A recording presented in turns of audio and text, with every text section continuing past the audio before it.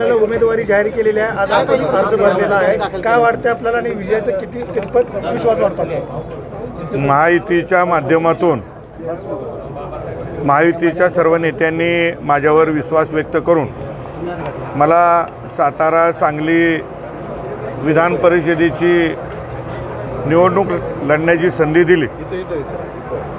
आमचे नेते आदरणीय या राज्याचे कर्तबगार मुख्यमंत्री देवेंद्र फडणवीस साहेब, प्रदेशाध्यक्ष आदरणीय रवींद्र चव्हाण साहेब आणि पक्षाचे सर्व वरिष्ठ नेते यांनी या सातारा आणि सांगली जिल्ह्यातील सर्व महायुतीच्या प्रमुख नेत्यांच्या विनंतीवरून सूचनेवरून माझ्यासारख्या संघटनेमध्ये काम करणाऱ्या एक छोट्याशा पदाधिकाऱ्याला संधी दिली.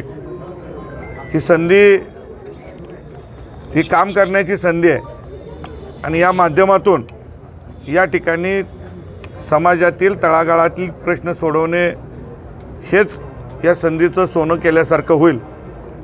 आणि ज्या विश्वासानं नेत्यांनी माझ्यावरती जबाबदारी दिलेली आहे त्या विश्वासाला महायुतीच्या एकात्मतेला कुठेही तडा जाऊन देणार नाही असं काम यापुढं आमच्याकडनं होईल. सातारा जिल्हा परिषदेमध्ये सत्ता स्थापनेमध्ये जयभाऊंजवळ तुमची भूमिका महत्त्वाची हे त्याचं फळ आहे का?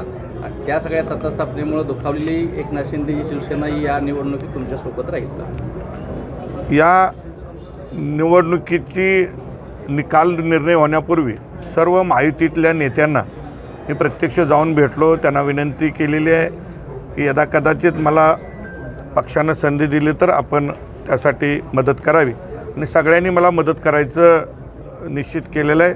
तसा शब्द माझ्यासारख्या कार्यकर्त्याला दिला. शिंदेसेनेचा एक अर्ज भरलेला आहे. तानाजी पाटील यांनी अर्ज काल मी काय त्याची माहिती घेतली. विजय आपलाच होईल. नक्कीच होईल. 100%